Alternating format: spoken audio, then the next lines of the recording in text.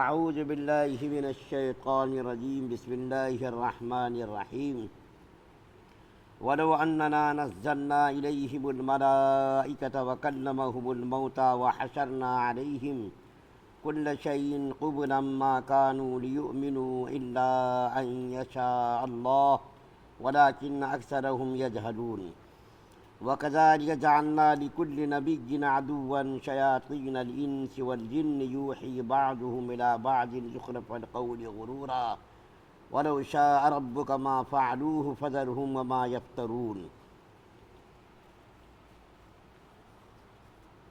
اور اگر ہم اتار دیں ملائکہ یعنی فرشتوں کو اور باتیں کریں ان سے مردے اور زندہ کریں ہم ہر چیز کو ان کے سامنے، تو بھی یہ لوگ ہرگز ایمان لانے والے نہیں ہیں، مگر یہ کہ اللہ تعالیٰ چاہے، لیکن ان میں اکثر جاہل ہیں۔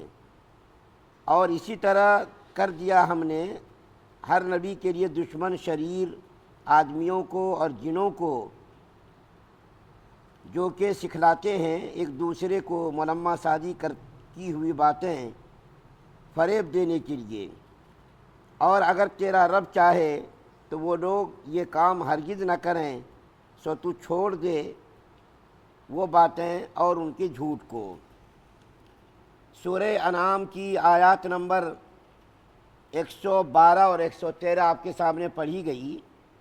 کل کی دو آیات میں یعنی سورہ انعام کے 7ویں پارے کی دو آیتوں، بالکل آخری دو آیتوں میں کفار مکہ کا بیجا مطالبہ ذکر کیا گیا تھا، اور مطالبہ ان کا یہ تھا کہ محمد صلی اللہ علیہ وسلم آپ اگر ہمارے مطالبے کو پورا کر دیں، یعنی ایسا معجزہ ظاہر کر دیں، تو ہم آپ کے اوپر ایمان لانے کے لیے تیار ہیں۔ اور وہ مطالبہ کیا ہے؟ کوہ صفا کو آپ سونا بنا دیجئے۔ اگر آپ نے کوہ صفا کو سونا بنا دیا تو ہم آپ کے اوپر ایمان لائیں گے۔ تو اللہ تعالیٰ نے فرمایا تھا کہ وہ لوگ کسی صورت میں بھی ایمان لانے والے نہیں، چاہے آپ کوہ صفا کو سونا بنا دیں یا کوئی اور ان کے مطالبے کو پورا کر دیں، وہ لوگ ایمان لانے والے نہیں۔ لیکن اگر آپ نے ان کے مطالبے کو پورا کر دیا اور وہ لوگ ایمان نہیں لائے، تو ان کے ایمان نہ لانے کے نتیجے میں سب کو ہلاک و برباد کر دیا جائے گا، تباہ کر دیا جائے گا۔ اور اللہ کا یہ ہمیشہ اصول رہا ہے، ضابطہ رہا ہے کہ جس زمانے میں جس نبی سے ان کی قوم نے کسی معجزے کا مطالبہ کیا اور ان کے مطالبے کو پورا کیا گیا، اور پھر مطالبے کے تک پورا کرنے کے بعد وہ لوگ مسلمان نہیں ہوئے، تو پھر پوری قوم کو ہلاک و برباد کر دیا گیا۔ اور میں نے کل یہ ذکر کیا تھا کہ قوم صالح کو اللہ تعالیٰ نے دیکھا ہلاک برباد کیا۔ انہوں نے مطالبہ کیا پہاڑی سے اونٹنی نکالو اور نکلتے ہی بچہ دے دے، تو یہ مطالبہ ان کا پورا کیا گیا، لیکن وہ لوگ مسلمان نہیں ہوئے، پھر ان کو ہلاک اور برباد کیا گیا۔ اسی مضمون کو آگے اللہ اور مزید بیان کر رہے ہیں۔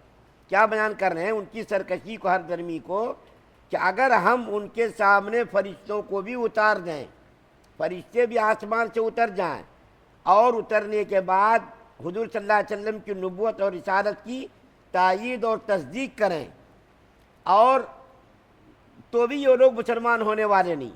اور ان کے سامنے اگر مردوں کو ہم زندہ کر دیں، وہ مردے زندہ ہو کر کے بھی آپ کی نبوت اور رسالت کی تصدیق اور تائید کریں، تو بھی وہ مسلمان ہونے والے نہیں۔ ہاں اگر اللہ چاہے تو۔ اب میں نے یہ عرض کیا تھا کہ کائنات کا نظام اللہ تعالیٰ کی حکمتوں پر، مصلحتوں پر ہے۔ اللہ کا چاہنا نہ چاہنا ان کی مرضی ہے۔ اللہ اگر چاہیں تو سب کو مسلمان بنا دیں، اور اللہ اگر چاہیں تو سب کو کافر رکھیں، لیکن یہ نظام کائنات ہے، ان کی حکمت اور مصلحت کے پیش نظر یہ ساری چیزوں کو اللہ تعالیٰ نے جو چلایا ہوا ہے اپنی حکمت اور مصلحت کے تحت، کہ کس کو مسلمان بنانا ہے، کس کو کافر رکھنا ہے، کس کو مسلمان نہیں بنانا، یہ سب اللہ تعالیٰ کی مشیت پر ہے، اللہ تعالیٰ کی مرضی پر ہے۔ تو اللہ تعالیٰ فرما رہے ان کے سامنے فرشتوں کو بھی ہم نازل کر دیں، مردوں کو بھی نکال دیں، اور وہ آ کر کے فرشتے اور مردے آ کر کے کہیں حضور صلی اللہ علیہ وسلم کی نبوت اور رسالت کی تائید اور تصدیق کریں، تبھی یہ لوگ مسلمان ہونے والے نہیں، کیونکہ اللہ تعالیٰ نہیں چاہ رہے ہیں۔ اللہ چاہیں گے تو یہ کام ہوگا۔ اور دوسری آیت کریمہ جو پڑھی گئی 13 نمبر کی آیت، 12 نمبر کی آیت کا خلاصہ یہ بیان، 13 نمبر کا 12 نمبر کی آیت کا خلاصہ بیان کیا گیا۔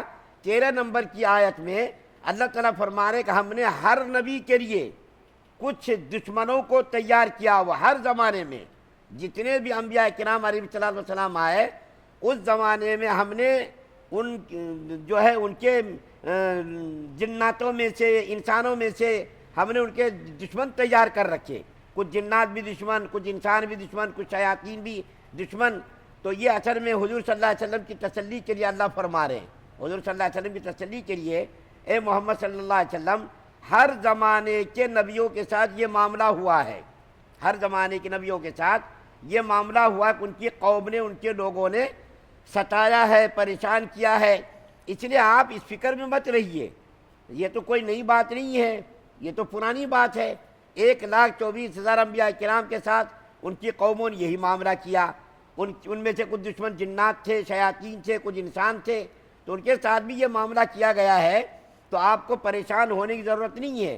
بس آپ ان کے مرمہ سازی کو, ان کی حد درمی کو, ان کی ضد کو, ان کی سرکشی کو, ان کے تمرد کو آپ چھوڑ دیجئے. آپ اور ان کی جھوٹ باتوں کو چھوڑ دیجئے, آپ اس کے پیچھے مت لگیے. بس آپ اتنا کام کیجئے, اللہ کا جو پیغام ہے اس پیغام کو آپ پہنچا دیجئے. تو بہرکیف آیت نمبر 12 اور 13 میں اللہ تعالیٰ نے یہ بیان کیا ان کی ضد کو, حد درمی کو. اور یہ ضد حد درمی قرآن کے اندر بہت ساری جگہوں پر اور بہت سارے مقامات پر بیان کیا گیا ہے. اللہ تعالیٰ سے دعا ہے کہ اللہ تعالیٰ ہم تمام مسلمانوں کو سننے زیادہ عمل کرنے کی توفیق عطا فرمائے. سبحان اللہ و بحمدہ, سبحانک اللہم و بحمدک, و نشہد ان لا الہ الا انت.